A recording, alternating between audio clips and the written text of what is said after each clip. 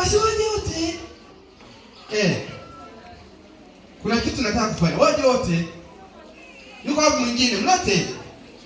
Aje. Simama hapa. Ndio tunaanza hivi. Mama wa mtoto huyu naomba uje. Na mama wa mtoto ule naomba uje. Chapa. Maana somo letu linasema mama.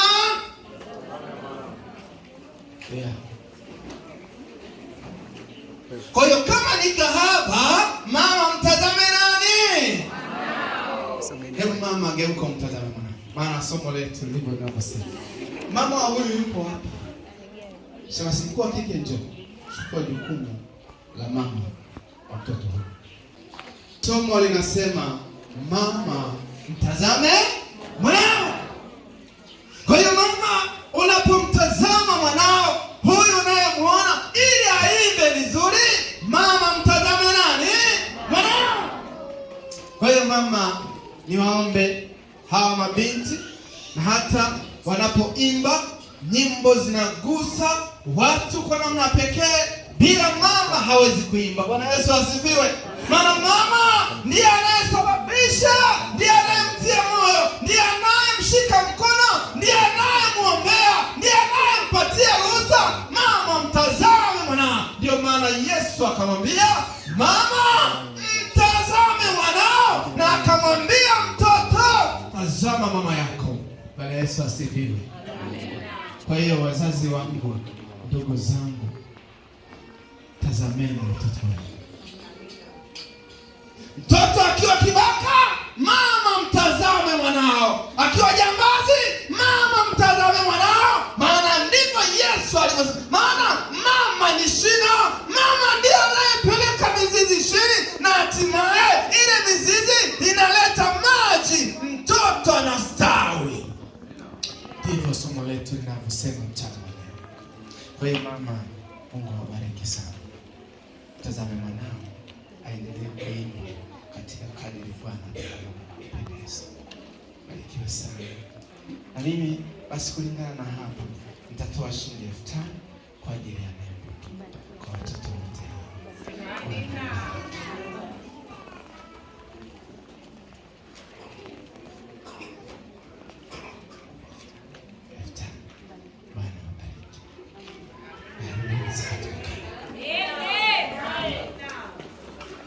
Ndugu zangu, mchana wa leo nimelipa kichwa mama mtazame mwanao. Wakati Yesu akiwa anasulubiwa pale msalabani, alipomtazama yule mama, anamwangalia, machozi yanadondoka, ndipo Yesu akamwambia acha kunililia mimi, mtazame nani? Mwanao. Maana Biblia inasema huyo mwanafunzi Yesu alikuwa anampenda, alimgusa ndani ya moyo. Na ndipo napokuja kuangalia, wakati nikiwa kijana mdogo sana, hata sijajua maisha nitayaanzaje, ndipo namuona mama anatoka mnadani akiwa amebeba nguo moja ndefu sana. Ilikuwa ni sweta. Hiyo sweta ilikuwa ndio suruali, ilikuwa ndio shati, ilikuwa ndio chupi, ilikuwa ndio kila kitu. Kwa maana ulikuwa ukivalishwa imeisha hiyo mwanamke. Kwa hiyo ilikuwa ikitembea inafika kwenye magoti, ninakimbia huku na huku sijui, lakini mama anasema mtazame mwanao.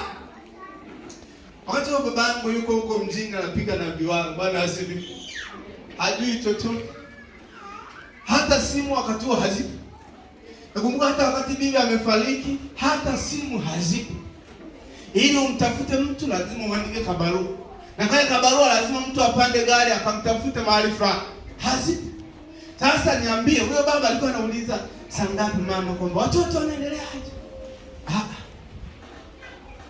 Kwa hiyo nataka nikwambie mchana wa leo, mama uliyoko hapa, kijana uliyoko hapa, tazama mama ina maana. Haijalishi kwamba baba amtazame, lakini mama ametajwa katika Biblia. Ukiangalia Wafalme inasema mama alitajwa na mtoto akatajwa, maana hata Mithali inasema mtoto akiwa mzigo ni wa nani?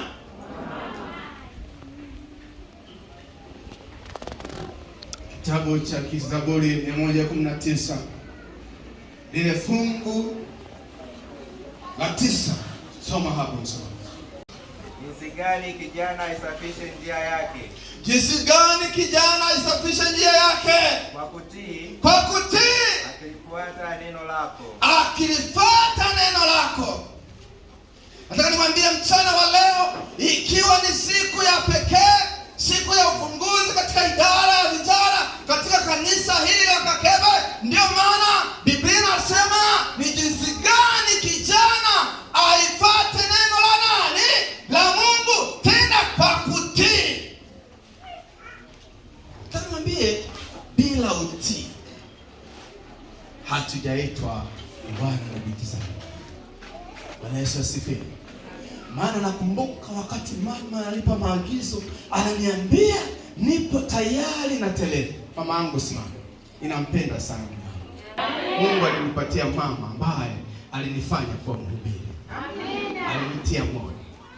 Hata wakina John mnaoona wanapendeza hapo, bila huyo mama leo tusingehubiri mahali hapa. Wale wanasema inapofika mahali Biblia inataja maana uchungu kiasi gani. Nataka niwaambie, hebu angalia pale ambapo mama akiwa amefiwa na mtoto, tazama macho ya mama, tazama macho ya baba, utagundua nani anapata uchungu zaidi. Mama. Na inafika mahali wanamfunga nguo tumboni. Maana anajua ni namna gani. Anajua mtoto amelalaje. Anajua mtoto amemkaje. Anajua mtoto anaumwaje. Nataka niwaambie watoto mlioko hapa, sikiliza mahusia ya mama. Sikiliza mahusia ya baba. Hayo ndio yatawafanya kuwa kinara na kutembea kwa watu ukiwa umebeba maandiko ya Biblia katika kifua cha mama yako. Kitabu cha Yohana wa kwanza. Kabla hatujafika Yohana wa kwanza, nisomee fungu lile la 10 kupitia Zaburi. Nasema, kwa moyo wangu wote tafanyaje? Nitakutafuta. Usiniache maagizo yako. Nikwambie, wakati namtafuta Mungu wangu, wakati namtafuta Mungu, baba anapiga vita, mama anapiga vita, lakini nikamwambia Mungu, kwa moyo wangu nitakutafuta. Iwe kwa damu, iwe kwa jasho, iwe kwa machozi, iwe kwa kupigwa, iwe kwa kuumizwa, lakini moyo wangu nimeujenga kwako. Na ndipo narudi kutoka kanisani nikiwa nimechoka. Wazazi wananiambia, utakula sabato yako. Nikasema, asante Yesu, nile ndani ya sabato. Nataka niambie, Mama Baraka ni mke wangu. Bwana Yesu asifiwe. Alinitia moyo.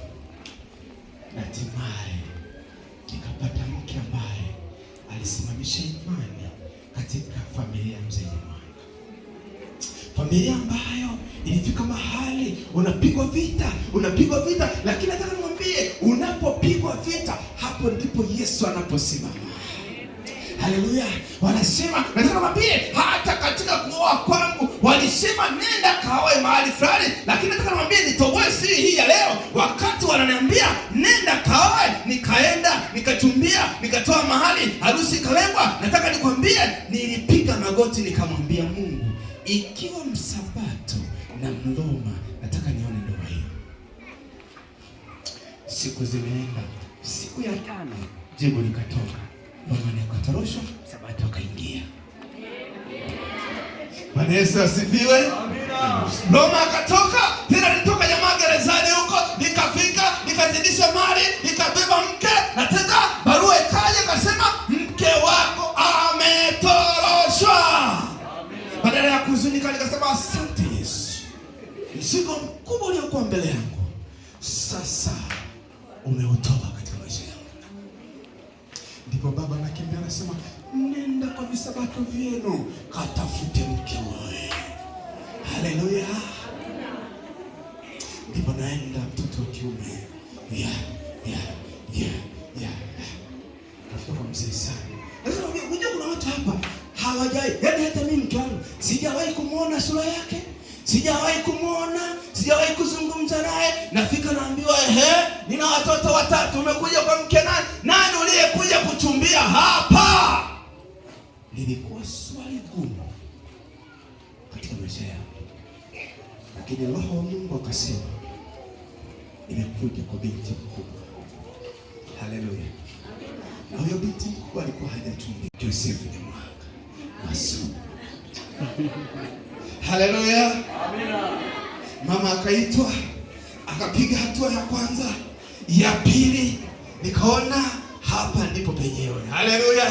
Na niwaambie hapa ndipo penyewe. Yesu akasema, mwanangu umenisikiliza, ninakupatia chombo ambacho kitakutia moyo, kitakusaidia, mtapambana nacho, hatimaye gugu lililo ndani ya moyo litatoka. Amina. Leo mama yetu ni shemasi. Haleluya. Leo mdogo wangu ni mzee wa kanisa. Haleluya. Yeye alikuwa anapiga kwa ile mambo ya tungu yale. Lakini tukamwambia Yesu anakuita. Ndio maana anasema mama, mtazame mwanao. Mama akasema mwangalieni huyo kaka yenu. Akawaambia wadogo zangu, mwangalieni huyo kaka yenu, mwangalieni huyo, mwangalieni huyo. Na hatimaye wakageuka, wakanitazama, nikawageuza, wakawa vyombo viteule. Nataka nikwambie ndugu yangu leo hapa, mtazame Yesu Kristo anavyosema. Moyo wako ukiujenga kwa Yesu, maisha yako yatabadilika. Kitabu cha Yohana anasemaje? Twende Yohana wa kwanza, rafiki yangu. Mstari wa ngapi? Yohana wa kwanza, nipo kile kichwa kinachosema. Yohana wa kwanza, Yohana wa kwanza 1 mstari wa 4 mpaka wa 6. Twende. Yohana wa kwanza 4 mstari wa 6. Hiyo 4 mstari wa 6. Soma mstari wa 6. 4. Ninyi watoto wadogo, mwatokana na Mungu, nanyi mmewashinda, kwa sababu yeye aliye ndani yenu ni mkuu kuliko yeye aliye katika dunia. Ngoja niwaambie, aliye ndani ya watoto ni mkuu kuliko nini? Dunia. Ni nani aliye ndani ya watoto? Ni Mungu wa mbinguni. Haleluya. Wazazi wakakebe, watiini wazazi wenu, watiini watoto, waendelee kumtukuza Mungu wa mbinguni, hasa katika mahusia. Hasa nataka niwaambie, mtajenga kanisa ambalo halitamsahau Mungu wa mbinguni. Litakuwa linaimba, maana linajua tumejengwa kwenye misingi ya wazazi. Ndicho nachosema. Fungu la 7 anasemaje rafiki? Fungu la 7. Wapenzi, na mpendane. Kwa kuwa upendo unatoka kwa Mungu. Kwa kuwa upendo unatoka kwa nani? Kwa Mungu. Alafu na kila apendaye anazaliwa na Mungu. Anazaliwa na nani? Na Mungu. Naye amjua Mungu. Naye anamjua Mungu. Tupendane sisi kwa sisi. Haleluya. Tupendane sisi kwa sisi.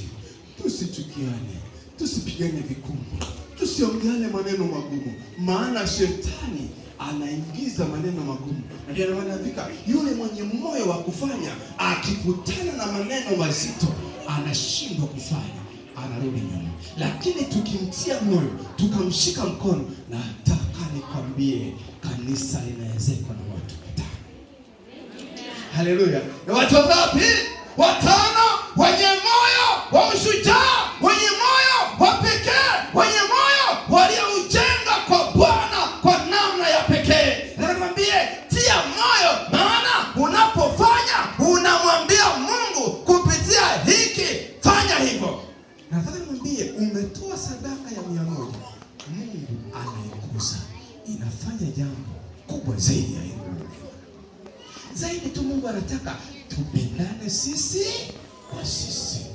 Masuala ya kutulikanana, masuala ya kusemana, masuala ya kuneneana magumu, watoto wetu tuwatie moyo, tuambie kazi tulio nayo ndio hii. Nakwambie, wakati wanasoma haya malengo, japokuwa sikuwa kwenye akili yako, Lakini kuna mmoja alisema hapo mmechemsha. Kuna mmoja alisema hapo sitaleta. Lakini nataka nikwambie hutaleta wewe, bali Mungu ataleta. Kwambie kisa hiki. Alikuwepo mama mmoja, siku moja tumeitwa mahali fulani, wakasema jamani, anayeweza kununua spika mahali hapa aje. Wanaume wakanyanyuka wenye pesa. Lakini akanyanyuka mtu mmoja hata 100 hana mfukoni. Akaambiwa na huyu, Bwana Yesu asifiwe, na hata mfukoni hana hata 100.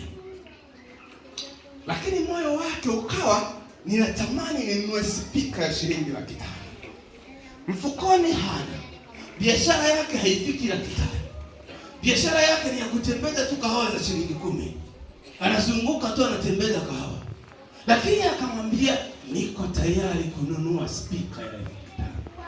Ilipofika wakati wakaorozesha majina wenye pesa na wasiokuwa na pesa wakaorozeshwa. Nataka nikwambie aliyekuwa wa kwanza kumaliza ni yule jamaa aliyeenda ambaye hana hata shilingi 1000. Alipofika nyumbani akamwambia baba, tazama biashara yangu. Baba, tazama maisha yangu. Baba, tazama ninavyoishi. Ninatamani 500 niliyosema mbele ya umati, mbele ya mchungaji. Ameniombea, amenitia moyo. Ninahitaji nimeimalize. Nataka nimalize kabla ya mwezi wa 12. Mungu niwe nimekabidhi. Mwanaume akaanza kazi. Akaanza kupambana. Kupitia kazi yake anayoifanya, akaitwa mahali fulani. Akawa msimamizi wa kazi fulani. Maana kupitia ile biashara aliyokuwa anafanya, mzee mmoja alimtazama, akaangalia moyo wake, akaona huyu ni kijana ambaye anaweza akasimamia biashara zangu nzuri mahali fulani. Akamwambia, wewe kuanzia leo utakuwa meneja. Haleluya. Na mshahara wako wa kwanza nitakuwa nakupa 300. Wala asifiwe. Maana mwanaume hata 300 alikuwa hajaishika. Yeye alikuwa anapenda kushika 1000, 2000, 3000 na akapewa mshahara wa 300. Akasema hii 300 ya kwanza akakimbiza kwa mhazini, akasema usitoe hata 100. Akaenda bali. Hakutaka hata apeleke matumizi nyumbani. Anataka atimize ahadi Mungu aliyompatia. Mwezi uliofuata akabeba 200. Akamwambia, naomba rafiki twende kwa spika. Wakanunua spika, wakaleta na risiti, akaweka mahali pale. Usiniambie leo yuko wapi. Mungu ndiye anayejua. Bwana Yesu asifiwe. Unapotenga moyo wako kwa Mungu, tegemea kupata vingi. Tegemea Mungu anakupandisha mahali ambapo hukuweza. Leo jamaa linapanda na ndege. Bwana Yesu asifiwe. Linapanda. Yaani Dar es Salaam haendi na gari. Mpaka kiuno kiume. Yeye ni kapu. Ndege. Dar es Salaam to Mwanza. Haleluya. Dubai. Dar es Salaam to Mwanza. Wewe nikwambie, ukimjengea Mungu tegemea kupata mibaraka. Bwana Yesu asifiwe. Fungu langu la mwisho, Yohana 19 mstari wa 26. Twende msoma. Na 6 ndilo fungu langu kuu hapo. Twende. Nasema basi Yesu alipomwona mama yake. Na yule mwanafunzi aliyempenda amesimama karibu. Alimwambia mama yake. Akamwambiaje? Mama, tazama mwanao. Twende mpaka 7. 7. Kisha akamwambia yule mwanafunzi. Tazama mama yako. Na tangu saa yule mwanafunzi yule akamchukua nyumbani kwake. Ngoja nikwambie. Ukiona binti amevaa mavazi yasiyostahili, tazama mama yake. Bwana Yesu asifiwe. Ukiona kijana analegeza mitepesho, tazama mama yake. Ukimwona huyo binti ni kahaba, tazama mama yake. Ukiona binti, nataka nikwambie, ukiona huyo mtoto amekuwa jambazi, tazama mama. Na ndio maana Yesu anasema mama anaandaa kiongozi wa kutegemewa katika taifa la Tanzania. Kwa hiyo sio kwamba baba naye hawezi. Baba yupo, lakini anatoa, anayejua uchungu ni nani? Mama. Bwana wabariki.